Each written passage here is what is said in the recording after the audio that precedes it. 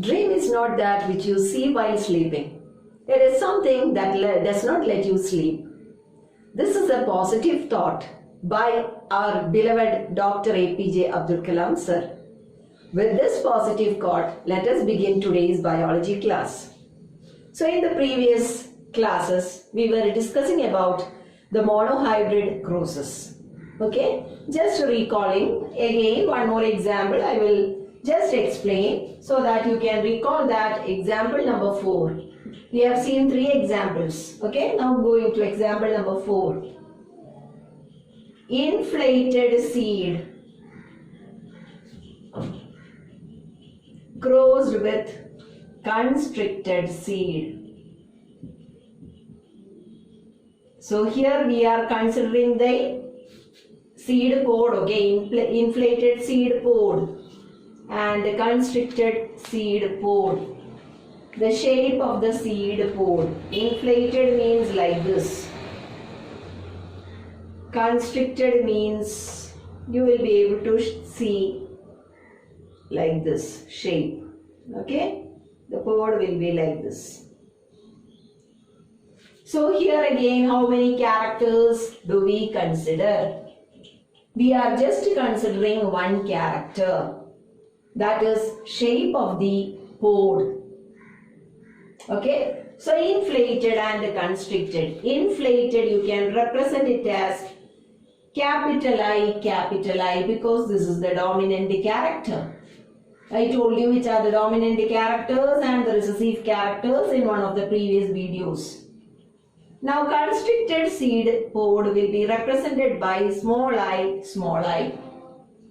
Now coming to the gamete.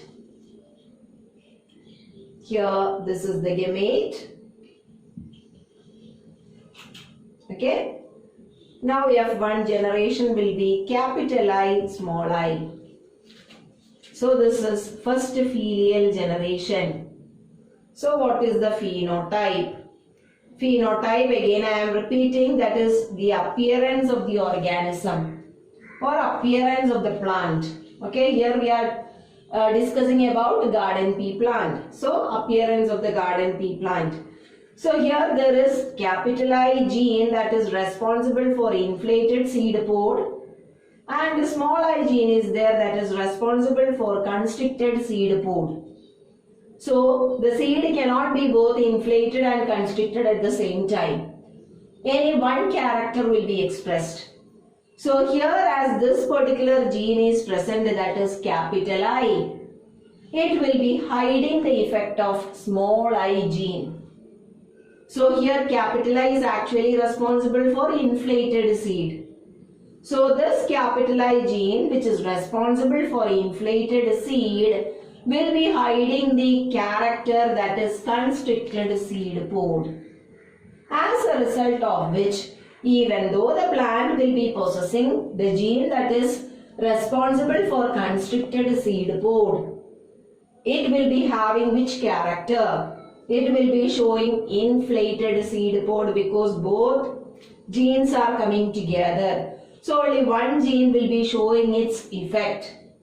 That gene is what is known as the dominant gene. And the gene that is being hidden, it is known as the recessive gene. So here capital I is the dominant gene and small I is actually the recessive gene. So what is the phenotype here? Due to the presence of capital I, what will be the appearance? It will be inflated. Now coming to genotype. Either you can write heterozygous inflated or simply write capital I, small I. Both are correct. So you can write capital I, small I for genotype, or you have to write heterozygous inflated. That is genotype. Now proceeding to F2 generation. What is obtained in F1, that is capital I, small I, crossed with the capital I, small I. So what are the gametes? Capital I will be there, small I will be there. Here also capital I and small I will be there. Now drawing the Punnett square. Okay. So capital I, small I, capital I, small I. This can be the male and this can be the female parent. Okay. Now what will happen? I and I. So I. Both are capital I. So this will be definitely inflated. I into small I. So I small I. Again inflated. Then I small I. So I small I. Again inflated. Now small I small I. So small I that will be constricted. Okay. So how many inflated we got? We got 3 inflated.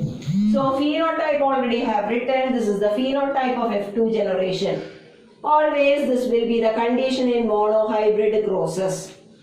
It is better you learn this by heart. The phenotypic ratio in monohybrid crosses will be always 3:1. Okay. So what is this 3 standing for? 3 is actually, in this case, it is 3 inflated seed pod. And 1 is the constricted seed pod. And what is the genotype? Genotype will be always, in the case of monohybrid crosses, it will be 1:2:1. How that is obtained? Here how many capital I's are there? Capital I is 1 is 2. How many capital I small i's are there? Capital I small I, we are having 2. And how many small I are there? Again 1. So always we will be getting the ratio 1:2:1. So this is actually the phenotypic and genotypic ratio of a monohybrid cross, which will be always the same. Phenotypic ratio of F2 generation of monohybrid crossing will be always 3:1. 3 is actually the dominant character. Whichever crossing we are doing, whatever is the dominant character, 3 dominant character we will get and 1 recessive character. Then genotype 1:2:1. 1 is the dominant genes. 2 will be the heterozygous condition. And 1 is the recessive condition. Okay, this is the dominant gene 1. This is the heterozygous condition 2. And this is the recessive condition again 1. So always this ratio will be the same only in all the monohybrid crosses. Okay, so I repeat, phenotypic ratio will be 3:1 for a monohybrid cross and genotypic ratio will be 1:2:1 for a monohybrid crossing. Now moving to the next topic, that is dihybrid cross.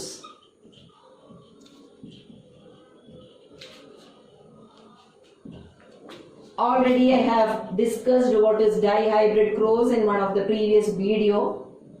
Di means 2.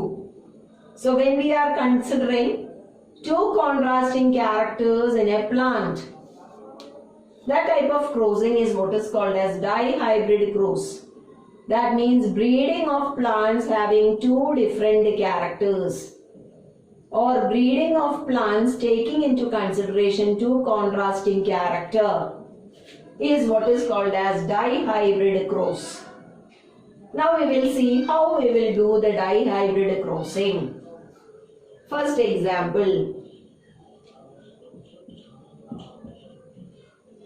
Say for example, tall purple crossed with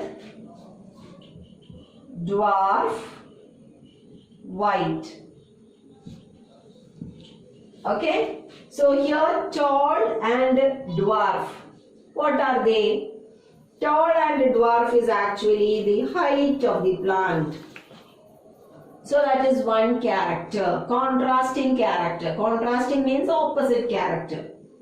If a plant is tall, it is crossed with another plant which is short or dwarf. Next character that we are considering in the same plant is purple. That is the color of the flower. Okay? Flower color. Similarly, in the next plant, we are considering a plant having white flowers. So here how many characters do we consider? In this crossing, we are actually considering two contrasting characters. One is height of the plant, that is tall and dwarf. Another is color of the flower, that is purple and white. So in a plant, the plant is tall, at the same time it is having purple flowers. Another plant is dwarf, at the same time it is having white flowers. So we are breeding these two plants. So what will be the genetic makeup? Tallness, it is represented as capital T, capital T. Okay, it is pure tall purple or homozygous. Homozygous, I told you, the genes will be the same. Okay, unless it is mentioned heterozygous, you have to consider it as homozygous only. So tallness is represented by capital T, capital T. Purple is represented by capital P, capital P. Similarly, dwarfness, if this is capital T, dwarfness is represented by small t, small t. Purple is represented by capital P. So white will be represented by small p, small p. So when you are writing for the exam, these letters should be clear to the teacher. Okay, don't write the P's in the same manner. Now going to the gamete. Capital T, capital T. So capital T, capital P, capital P. This is one gamete. From here again small t, small t. So small t, small p, one small p. Now what is the F1 generation? Join these two together. Write the T first and then P. Okay, so one is capital T, this capital T, then small t of the other plant, then capital P and small p of the next plant. This is the F1 generation. Otherwise, first filial generation. Now what is the phenotype and genotype of F1?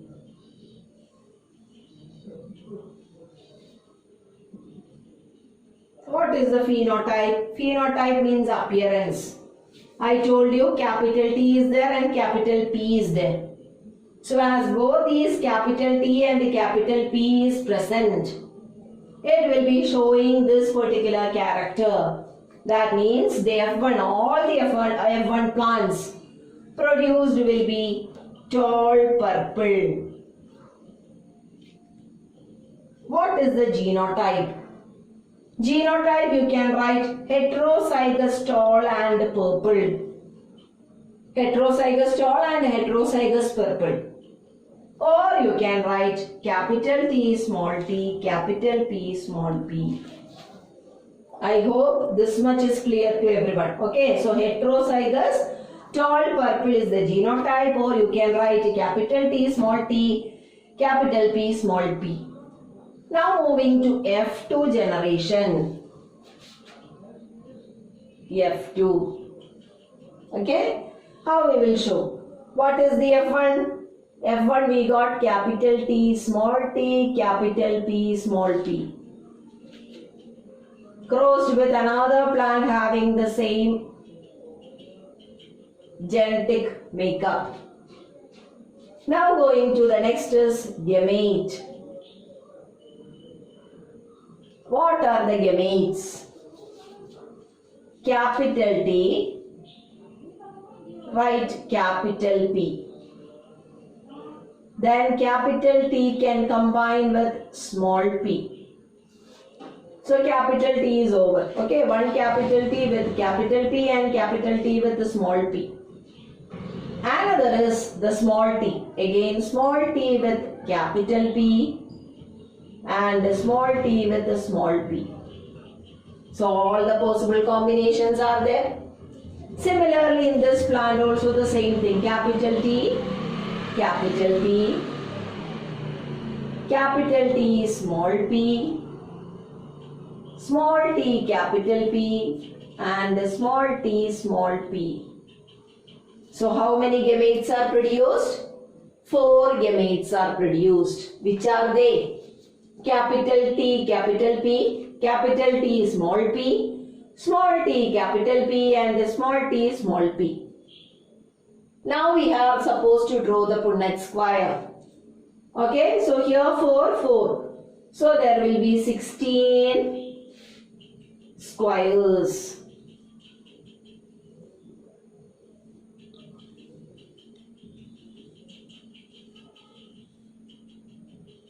Like this. 1, 2, 3, 4. Here also 4. So 4 into 4, 16. Now we are supposed to write the gametes over here. Capital T, capital P, capital T, small p, small t, capital P, and small t, small p. I hope you can differentiate between capital P and small. Okay, let this be the male. And this side I am writing the female. Again the same thing, capital T, capital P of this plant. Capital T, small p, small t, capital P, and small t, small p. Okay. Now crossing. TP into TP. So TTPP. What is the appearance? I am writing that also here. Tall purple. Okay. Now this into this. So capital T, then capital P, small p. Again what is it? Tall purple. Now next is this into this.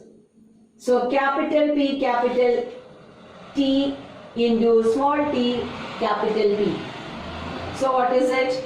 Capital T of this, small t of this plant, again capital P, capital P. So what is the appearance? Here both are capital letters. So if a capital letter is there, you write the dominant character, okay, without any confusion. Again tall purple. Now this into this. So capital T, small t, capital P, small p, again tall purple. Okay. Now going to the next row. This into this. So capital T, small p into capital T, capital P. So capital T is, then one capital T and small p, again tall purple. Now this into this. So both the capital T's but both the small p's. So if both are small p's, what does that small p represent? It is representing white. So here we got a different thing, that is tall white. Understood? Now next is this into this. So capital T, small t, again capital P, small p, again tall purple. Now this into this. Again capital T, small p, small p. Again we are getting one tall white. When small letters are there, just write about that recessive character. Now this into this third row. Okay, we are going to fill up the third row. Capital T, small t, capital P, again it is tall purple. Now this into this. So capital T, small t, capital P, small p. Again it is tall purple. Now this into this. Small t, capital P. Here we got entirely different things. Small t. What does that small t represent? Dwarf. So dwarf purple we got. Okay. Now this into this. Again small t, capital P, small p. So again dwarf purple. Okay. Now moving to this. Fourth row, capital T, capital P, small p, again tall purple. Now this into this. So capital T, small p, again tall white. Now this into this. So small t, capital P, small p. This is dwarf purple. And the last one is this. So small t, small p, small p. We got one dwarf white. So here I told you there are 16 squares. Okay. So how we will write the phenotype and genotype? The phenotype of F2 generation. What is the phenotype? How many tall purple is there out of this 16 plants? Okay, let us just count. Here 1, 2, 3, 4, 5, 6, 7, 8, 9. Okay, so tall purple is 9. So write tall purple. Below that you write 9. Okay, what is the next combination? We got one tall white here. So is 2 tall white. Just count how many tall white are there. Here one tall white we got. Here the next tall white we got. Okay, then again here the third tall white we got. So tall white is 3. Now next is again one more combination. What we got is dwarf purple. So dwarf purple. How many dwarf purple? Here 1, here 2, here 3. So 3 is 2. Now remaining is only one thing, that is dwarf white. How many dwarf white we got? That is 1. Now let us just add and see whether this makes up 16. 9 plus 3 is 12, 12 plus 3 is 15, 15 plus 1 is 16. So what is the phenotypic ratio of F2 generation for a dihybrid cross? It is always 9:3:3:1. Don't interchange this order. You have to study this in this particular order only. The phenotypic ratio of a dihybrid cross of F2 generation is 9:3:3:1. What is the genotypic ratio? It's actually not there in the syllabus. You know that the genetic makeup is actually too complicated here. So if at all this comes, or for your extra information, let me just tell you, genotype of F2 generation of a dihybrid cross is very complicated. Okay, that is the answer. Very complicated. Genotype is very complicated. Or you write very complex. Okay. So this is a dihybrid cross. So always remember the phenotypic ratio is always 9:3:3:1 for a dihybrid cross. Okay, and genotype, the ratio is very complex. We will see more examples so that this will be little more clear to you.